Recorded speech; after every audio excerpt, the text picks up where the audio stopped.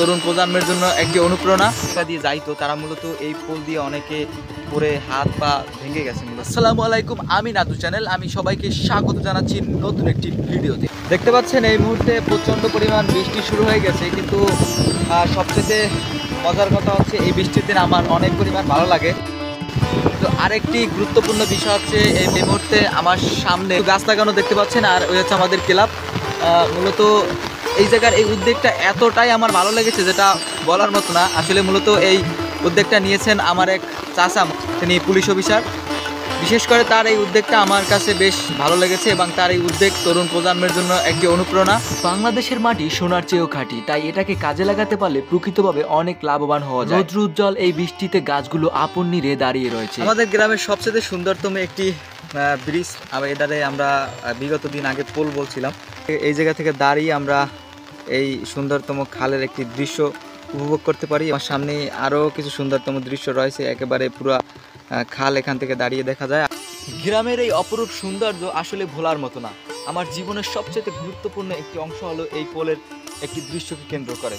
মূলত এই পোলটা ছিল একটা ভাঙ্গা পোল, মানে এই জায়গাটার নামই ছিল একটা ভাঙ্গা পোল নামে পরিচিত। আমরা যে সময় ছোট ছিলাম এই সময় এই পোলটা ভাঙা ছিল। আমরা যখন এপার দিয়ে ওপার যাইতাম, আমাদের আত্মীয় বাড়ি আছে, আমরা ভয় পাইতাম মূলত গার্জিয়ান নিয়ে যাওয়া লাগবে যাওয়ার সময়।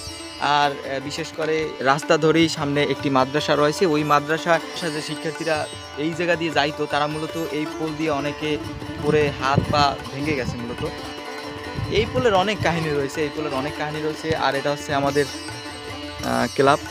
এই মুহূর্তে আমি যে ক্লাবটির সামনে দাঁড়িয়ে রয়েছি এটি একটি অরাজনৈতিক ক্লাব।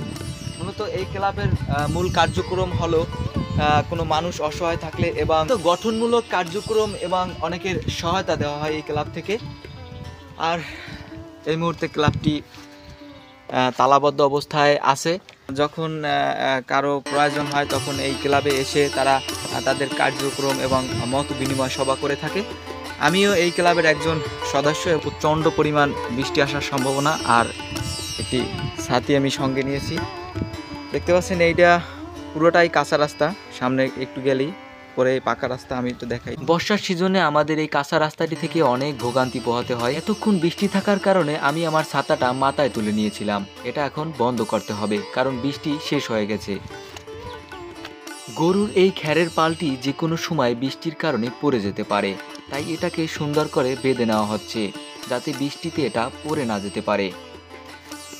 বাংলাদেশের গ্রামীণ পরিবেশটা এতটাই সুন্দর যেটা সামনাসামনি না দেখলে ভাষায় প্রকাশ করা যায় না। এটা হচ্ছে আমাদের গ্রামের প্রাথমিক বিদ্যালয়, আর এই বিদ্যালয়ে আমি 5 বছর পড়াশোনা করেছি।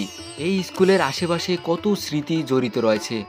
একটু সামনে হাঁটলেই আমাদের গ্রামের জামে মসজিদটি দেখা যাবে। আমাদের এই মসজিদটি এই এলাকার গণ্যমান্য ব্যক্তিরা নির্মাণ করে গেছেন। এই মসজিদের পাশেই ঠিক বড় একটি পুকুর রয়েছে। আমি যেই পুষ্কুনির ঘাটে দাঁড়িয়ে রয়েছি, এই পুষ্কুনি আমার জীবনের গুরুত্বপূর্ণ একটি স্মৃতি। আসলে আমরা ছোটোকালে এখানে এই পুষ্কুনিতে অনেক ডুবইতাম, আমরা যারা বরিশালে ভাষায় বলি ডুবইতাম।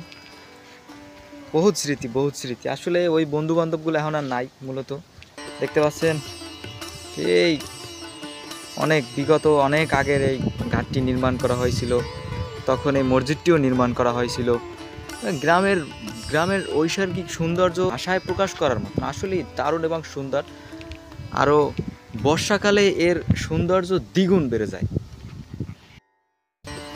আমাদের সমাজের বেশিরভাগ মানুষ এই ঘাটে গোসল করে থাকে। সমাজ এবং গ্রামের একটি ঘাটে গোসল করা মানে অন্য রকম একটি বন্ধন। গ্রামীণ এই পরিবেশে ছোট থেকে বড় হয়েছি, তাই নিজেকে ধন্য মনে করছি। ওদের স্কুল ছুটি হওয়া দেখে আমার বেশ শৈশবের কথা মনে পড়ে যায়, কারণ আমাদের যখন স্কুল ছুটি হতো ঠিক তখনই ওদের মতো আমরা অনেক দৌড়দৌড়ি করতাম আর আনন্দে উৎফুল্লিত হয়ে যেতাম। শৈশবের ওই দিনগুলো আর ফিরে পাওয়ার মতো নয়।